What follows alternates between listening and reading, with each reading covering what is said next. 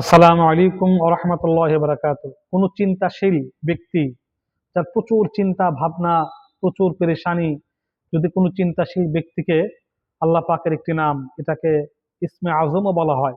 ইয়া যাল জালালি ওয়াল ইকরাম, ইয়া যাল জালালি ওয়াল ইকরাম, ইয়া যাল জালালি ওয়াল ইকরাম। হে গৌরব ও মহত্বের অধিকারী, হে গৌরব ও মহত্বের অধিকারী। এই নামটি যদি 500 বার, এই নামটি যদি 500 বার, এই নামটি যদি 500 বার পরে পানির মধ্যে ফু দিয়ে চিন্তাযুক্ত ব্যক্তিকে পান করাইয়া দেয়, ইনশাল্লাহ তার চিন্তা ভাবনা সব দূর হয়ে যাবে, চলে যাবে। আবারও বলছি, যদি কারো কঠিন চিন্তা পেরেশানি থাকে, ইয়া যাল জালালি ওয়াল ইকরাম, ইয়া যাল জালালি ওয়াল ইকরাম, এই নামটা 500 বার পড়বে, পরে পানিতে ফু দিবে।